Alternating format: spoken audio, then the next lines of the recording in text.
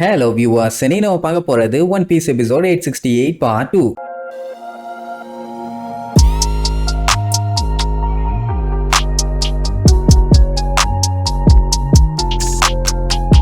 Open பண்ணா நம்ம பெஜியோட கப்பல் பிக் மாம் கிட்ட சிக்க கூடாதுன்னு சொல்லி அடிச்சு புடிச்சு எஸ்கேப் ஆகி போயிட்டு இருக்காங்க. இப்ப எப்படியாச்சும் இவங்க அங்க பக்கத்துல இருக்க ஐலாண்டுக்கு போய் சேர்ந்துட்டாங்கன்னா எல்லா பஞ்சாயத்தும் ஓவர். ஐ மீன் ஓவர்னா ஓவர் கிடையாது, உயிர் தப்பிக்கிறதுக்கு சான்ஸ் இருக்குது. கன்ஃபார்மா தப்பிப்பாங்கலாம் சொல்ல முடியாது. கடல்லையே சிக்கினாங்கன்னா கதை கந்தல். மேக்சிமம் அந்த கேக் இருக்கிறதுனால அவன் அட்டாக் பண்ண மாட்டான்னு ஒரு நம்பிக்கை, அடிக்க மாட்டா. அண்ட் அது மட்டும் இல்லாம இந்த ப்ரொமீத்தியஸ் வந்து இப்ப பெரிய சைஸ்ல இருக்குது, அதனால அதால அவ்வளவு வேகமா எல்லாம் மூவ் பண்ண முடியாது. அதுக்குள்ள லிக்கர் ஐலாண்டுக்குள்ள போய் சேர்ந்துடலான்னு கான்பிடென்ட் சொல்லுவான். ஏன்னா டேமேஜ் ஆன பெடல்ஸை இவங்க ஒரு வழியா சரி பண்ணிட்டாங்க.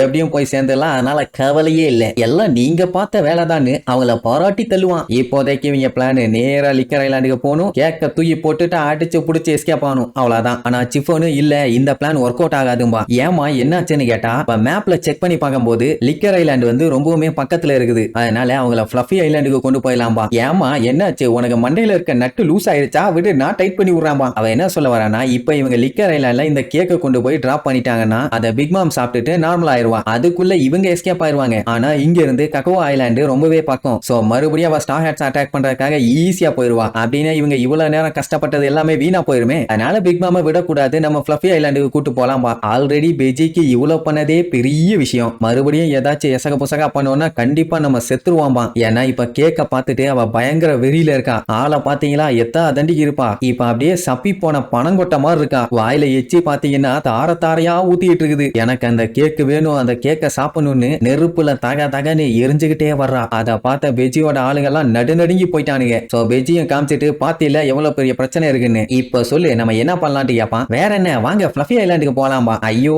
என்ன சொன்னாலும் கேட்க மாட்டேங்கிறாளேன்னு புலம்பி தள்ளுவான். சிஃபோனுக்கு அவளோட உயிரே போனாலும் அதை பத்தி அவளுக்கு கவலையே இல்ல. எப்படியாச்சும் லோலாவை காப்பாத்தின நன்றி கடனுக்காக ஸ்டார் ஹேட்ஸுக்கு உயிரை கொடுத்தாச்சு ஹெல்ப் பண்ணுவேன்னு முடிவு பண்ணிட்டான். ஏன் அவளையே அவ தியாகம் பண்றதுக்கு கூட தயார்னு சொல்லுவாளா? அப்படி அவ அவ்வளவு சீரியஸா சொன்ன உடனே பெஜியே ஃப்ளஃபி ஐலாண்டுக்கு வண்டியை திருப்புங்களே, எதுவா இருந்தாலும் ஒரு கை பாத்துடலாமா. அவன் கூட இருக்கவனுங்க எல்லாம் கதறுவானுங்க, தலைவரே நிஜமாதான் சொல்றீங்களான்னு. என் ஒய்ஃபே சொல்லிட்டா, இதுக்கப்புறம் என்னடா கப்பலை திருப்புங்கடான்னு சொல்லி வேகமா கப்பலை திருப்பிட்டு போவானுங்க. அதே நேரம் இங்க சஞ்சய் என்ன பண்ணிட்டான், இவங்க கூடவே கப்பல்ல போனா பஞ்சாயத்துன்னு சொல்லி அவன் முன்னாடியே கக்கவா ஐலாண்டுக்கு போலான்னு முடிவு பண்ணிட்டான். அதுவும் யாரை கூப்பிட்டுக்கிட்டு, புட்டிங்கோட.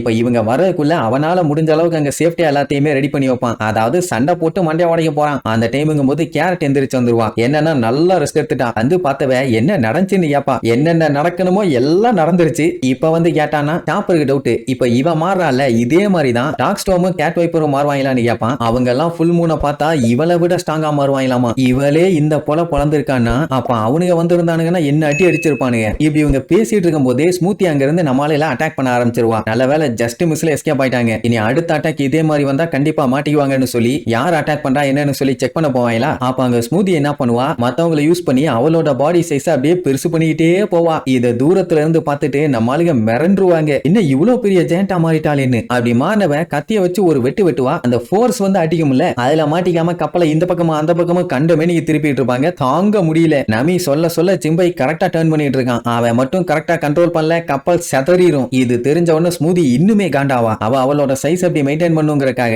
அவ கப்பல்ல இருக்க அவளோட ஆளுகளையே உறிஞ்சு உறிஞ்சு கொண்டுட்டு இருக்கான். ஜிம்பை பார்த்துட்டு டைரக்ஷனை மட்டும் கரெக்டா சொல்லுங்க, இல்லன்னா டண்டன காம்பான். ஏன்னா அவன் முன்னாடி பார்த்து ஓட்டுறவன், பின்னாடி இருந்து பார்த்து சொல்ல வேண்டியது நமி. அவன் நீ ஒண்ணு கவலைப்படாத, நான் பாத்துக்கிறேன்பா. அட்டாக் பண்ண எஸ்கேப் ஆயிட்டே இருந்த உடனே ஸ்மூதிக்கு கடுப்பாயி இன்னும் அவ சைஸை பெருசாகிக்கிட்டே போவாளா. கூட இருக்க சிஸ்டர்ஸ் எல்லாம் இதுக்கு மேல பெருசாகாத, அப்படி ஆனினா நம்ம கப்பலே முங்கிரும்பாங்க. அவளும் வேற வழி இல்லாம சரி ஓகேன்னு சொல்லிட்டு அந்த சைஸ்ல எந்த அளவுக்கு அவளால வெட்ட முடியுமோ அவ்வளவு ஃபோர்ஸா வெட்டுவா. அப்படியே வெறித்தனமா அந்த அட்டாக்கோட பவர் இவங்களை நோக்கி வந்துகிட்டு இருக்கும், அதுவும் பெரிய சைஸ்ல. அதுல இருந்து ஜிம்பை அசால்ட்டா கப்பலை திரும்பி ஜஸ்ட் மிஸ்ல எஸ்கேப் ஆவான். சொல்ல போனா அந்த அட்டாக்ல இருந்து எஸ்கேப் ஆகும்போது கப்பலே ஜம்ப் அடிச்சிருச்சு. ஸ்மூதிக்கு இன்னுமே கடுப்பாகும். அதே நேரம் அந்த மிரர் வேர்ல்டுல அந்த பொருசுங்க எல்லாம் ஓவரா ஆட்டம் போட்டு இருந்துச்சுங்கல்ல, அவனுக்கு ரெண்டு பேரும் யூஸ் பண்ண ஹாக்கி பவர்ல எல்லாருமே மட்டை.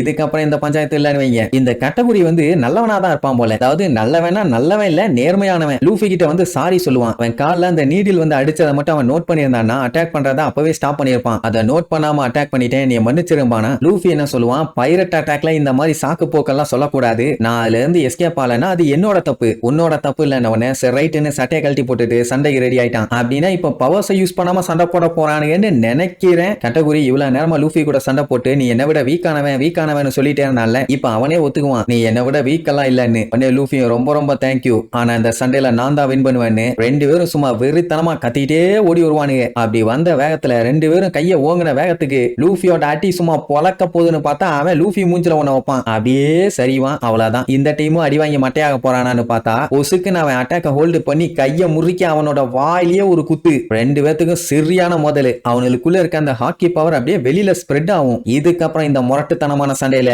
யாரு ஜெயிக்க போறான்னு அடுத்தடுத்த எபிசோட்ல பார்க்கலாம். டாடா.